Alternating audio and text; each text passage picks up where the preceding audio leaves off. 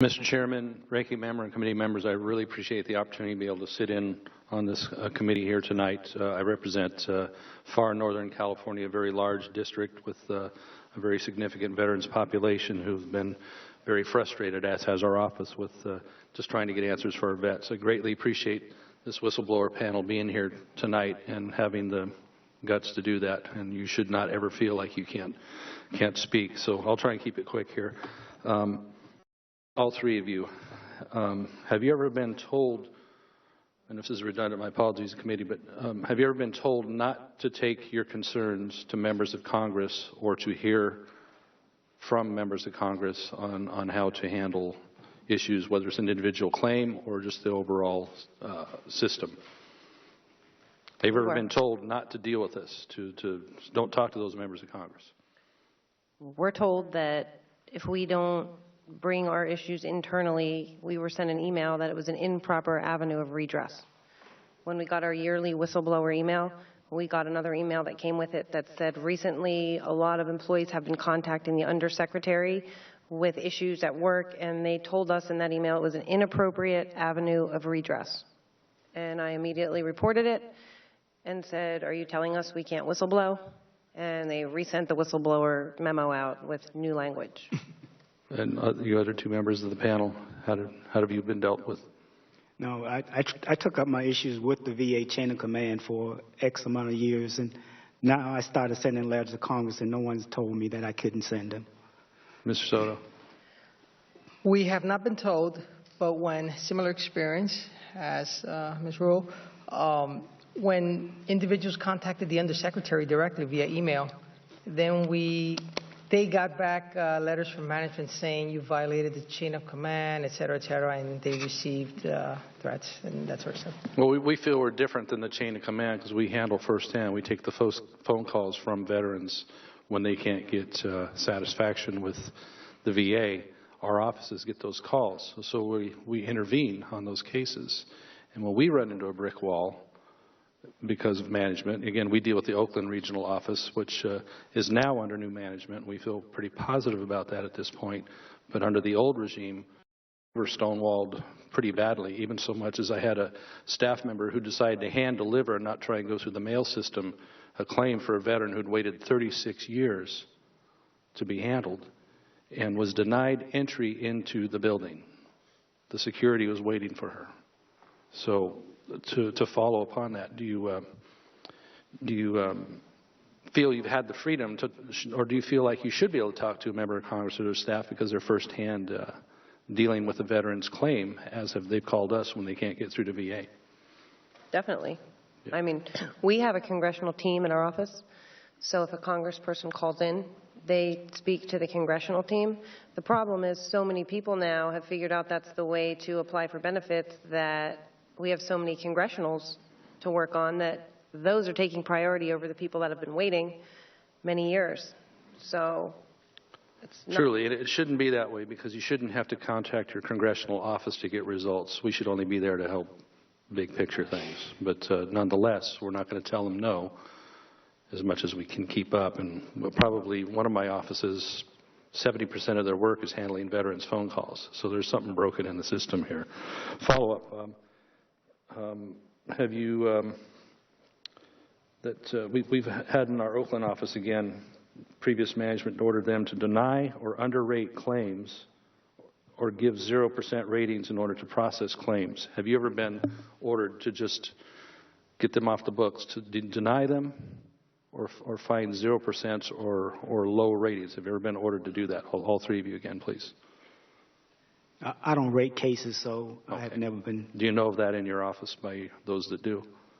I can't answer that question. Okay, Ms. Rule. I don't rate cases either, but You hear of such thing? indirectly, we hear that the rules aren't totally being followed when processing claims. So I believe that it's not about 0% or ratings. I believe that people are getting denied because it's faster to do it that way than granting the benefits. And then they may get kicked to the Board of Appeals.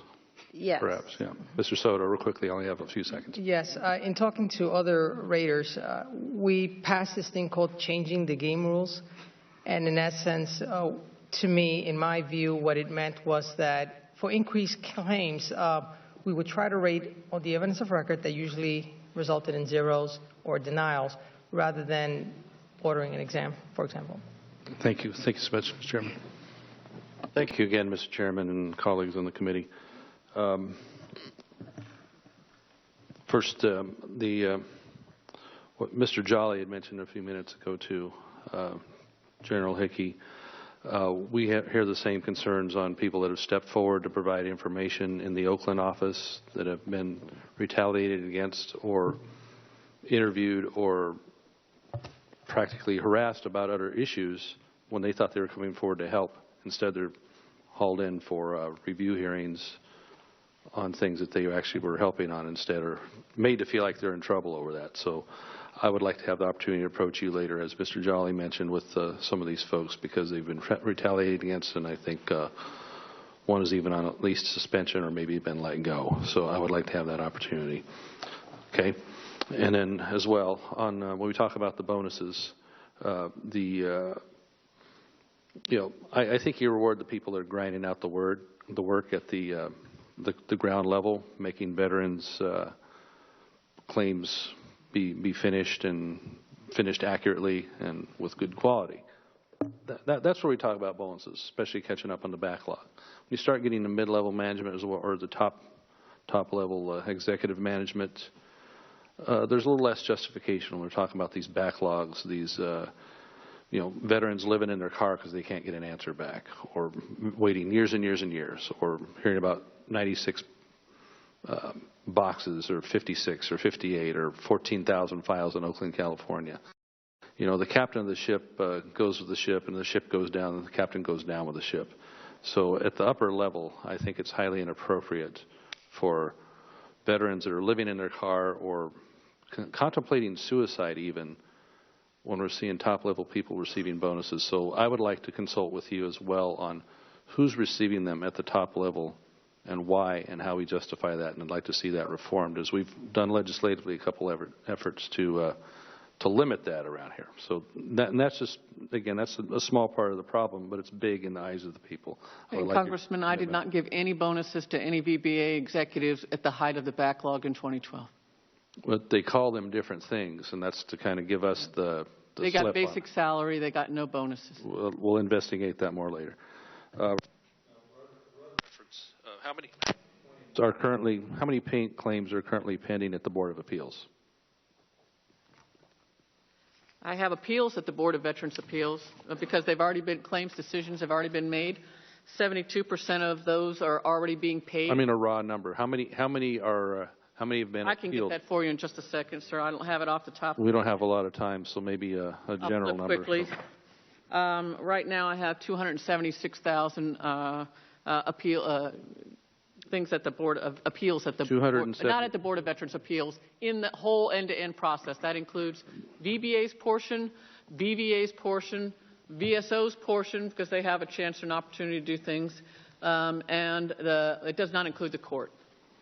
Whatever it is, that's a huge number. How long do you expect for them to grind through that with veterans who've already waited years, in many cases, to get from through the first point, and then to find out that their case has been tossed and pushed back to the Veterans Board of Appeals? So, Congressman, I'm not going to blow any smoke on this. We need a better do this process, this appeals process. We are not doing the best we can do by veterans in this appeals process. I can tell you, because 97% of them get remanded back, is my understanding, to the regional office once again, and so it's a time lost for veterans, big time, especially when they're in a bad way. So first of all, our part, VBA's part of this is to do three things. Those three things that we do, we have done 25% more than we did 4 years ago. But I will tell you this. The remand is not necessarily because we made a wrong decision. The remand can be because the veteran came in a very open process that never ends and brought in a brand new thing that didn't exist at the time of the initial decision. And additional information is a good thing, but it shouldn't have been in the appeal board probably to begin with because of bad decisions made at the local level. It should be a new claim. It should be a claim for increase or a new claim. I agree with that. And there's some funny business, as Mr. Arante kind of alluded to, with what's a new claim, what's an old claim on the date. We don't believe that the dates are still being maintained back to the, we're getting information on that, that once it becomes a new claim, that it's hard to go backwards, like on the ankle example you had. We can do that for you, Congressman, and we are working on that right now. I can tell you those claims, the full complete body of those claims, 14,000 of those, 10,000 of which we were able to grant on those provisionals, that we would not have been able to take care of those 10,000 veterans the way we did by doing that provisional process. That said, I understand, so that's why we are doing a 100% review of them. You. Ms. Rubens, in the Oakland office, 14,000 claims were found stored in cabinets back in 2012. You'd visited that office and discovered these files were actionable, not just stored what have you. These were actionable claims that needed to be taken care of. They dated back to the early 90s. And you directed the office to process it immediately, yet we find that until very recently they hadn't hardly even been moved. So what was your follow-up on seeing to those files, those claims that were stored in a cabinet somewhere dating back to the 90s? Sir, in fact, in 2012, when we identified the volume of work that needed to be addressed in the Oakland Regional Office, there were a number of steps undertaken to include a large number of claims to be brokered so that they would get immediate attention by some of our highest performing offices. We also provided many help teams to come into Oakland to help to train them, to identify the system issues, and to ensure that they continue to work those claims, oldest claims first. We know that some of those are still not done. We know some of them are stashed and still not completed. So, Mr. Chairman, I'll yield back. Thank you.